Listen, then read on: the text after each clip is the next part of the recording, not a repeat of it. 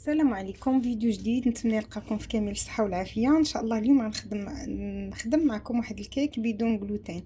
المهم بالنسبه ملي كنبغي ندير شي كيك صراحه كنشوف داكشي اللي عندي وكنخدم به. المهم اول حاجه البارح درت واحد كريه طاقه بإلان وبقى لي إلان مطحون، وقلت غنديرو ان شاء الله ندخلو حتى هو في هاد الكيك. انا غنجبدو قدامي باش ما ننساش.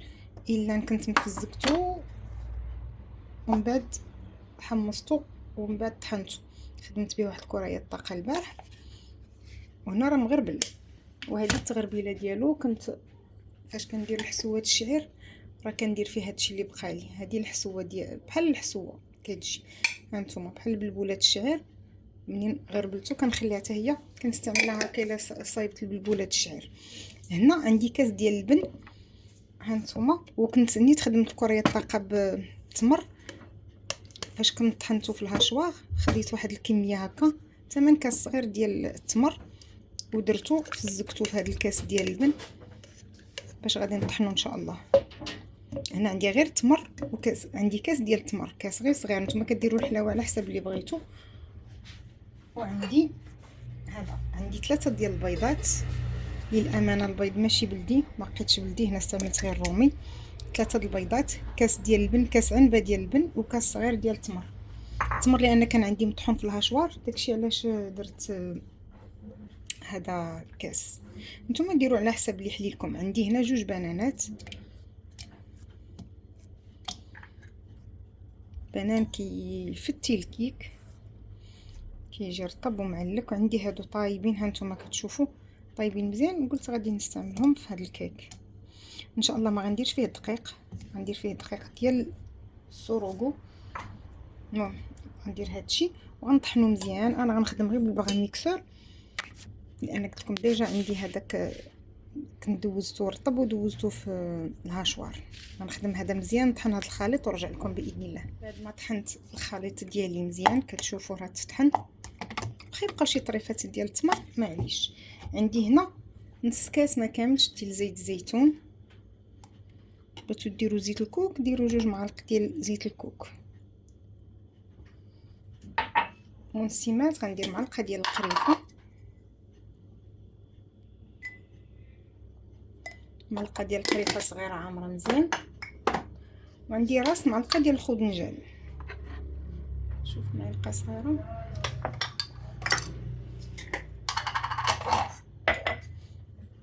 راس معلقه ديال الخضنجان، هو شويه مجهد وسخون ما كنكثرش منه. صافي وغادي ندير واحد معلقه د الخل بلاتي. المهم هادشي اللي غادي ندير ليكيد، من بعد غادي نطحنها وغادي نخويها في المول ونرجع لكم باقي التفاصيل ان شاء الله. صافي هنا طحنت كل المكونات وغادي ان شاء الله نكمل معكم. هنا غادي ندير 2 معالق كبار ديال الخميره بلديه، عندي ديال الذره الصفراء. المهم اي خميره عندكم سون غلوتين ديروهم. انا بغيت نخمرها بالخميره البلديه، غادي نديرها دابا. درت 2 معالق كبار وتكون يلاه مخمره باش ما تكونش حامضه الخميره. عندي هنا شويه ديال الكاوكاو وشويه ديال اللوز راه محمره بقشورو. كاوكاو كنت منقيه ومحمره، عندي شويه غنديرو غير القرمشه كاضافه، اللي عنده يديرو، اللي ما عندوش بلاش. عندي هنا إلان، غادي نضيف معلقه كبيره عامره مزيان مزيان بإلان.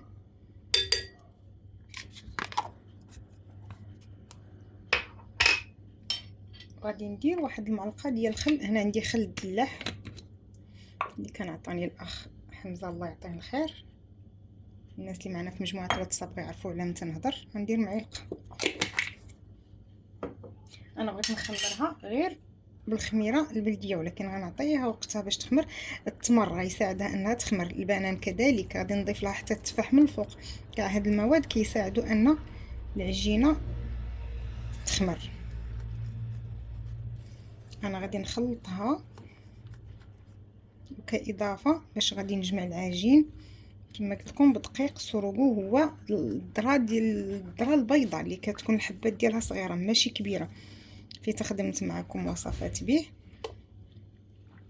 صافي غير نحس بان الخميره البلديه تطلقات ونبدا نضيف هاد الدقيق ديالي. الدقيق السورغو هو هذا، راه كيما طحنتو ما غربلتو ما والو، غسلتها نقيتها غسلتها ونقيتها وديتها طاحونه طحنات، كتكون بحال اللي مسمده شويه. يعني الكيك ان شاء الله غادي يكون قبل ما ننسى ندير واحد معلقه الخروب.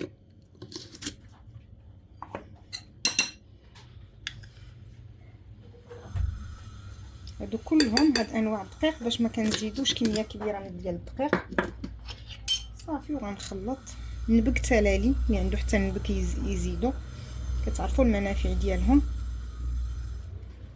انا ان شاء الله غنوجد هاد الكيك العشيه، غادي نصايبها في الصباح ونخليها تخمر على خاطرها 3 حتى 4 سوايع، ما عنديش مشكل. غادي نديرها في المول ديالها ونخليها.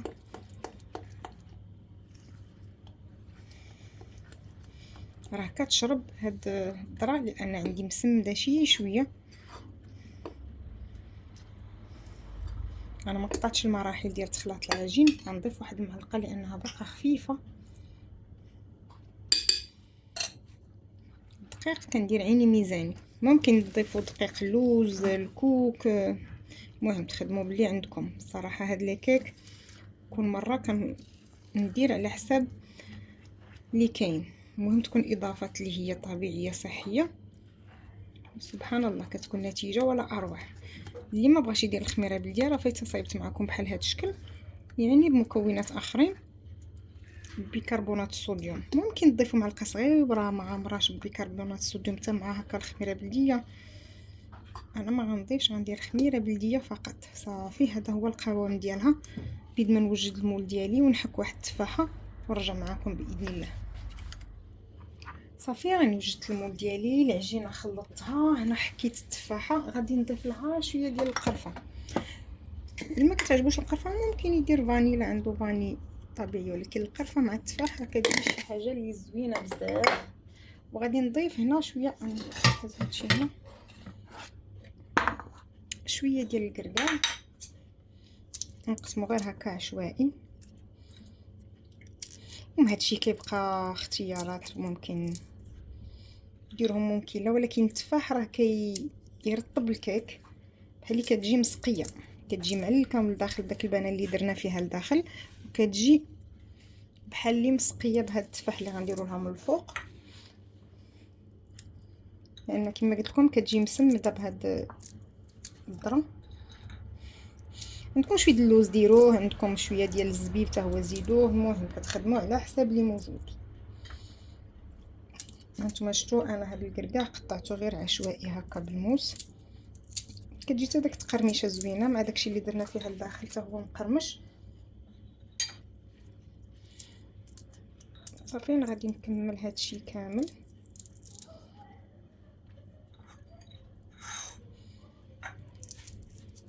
صافي وغادي نخلط هاد التفاح وغادي نصب الكيك وغادي نديرو من الفوق. نخلط غير هكا عادي.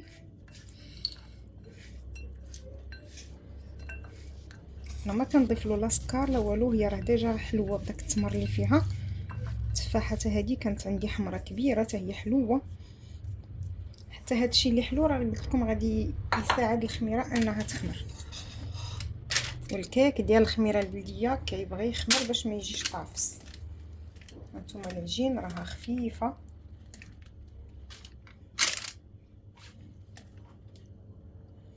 نشوف الا كانت عندي كثيره ما غاديش نديرها كامله في هذا المول باش ما تجينيش طالعه بزاف. اللي كيبغي الكيك تكون طالعه بزاف ممكن يديرو كامل.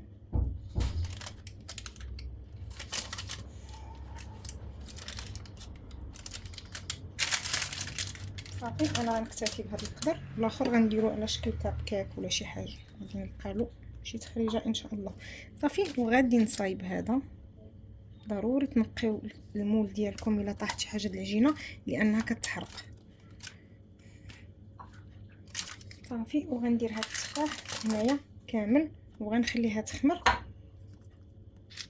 وغنقول لكم ان شاء الله المده اللي دات لي في التخمير حتى كنشوفها طلعت شي شويه ودارت بويقات. صافي وغنشعل عليها الفران ونخليها طيب.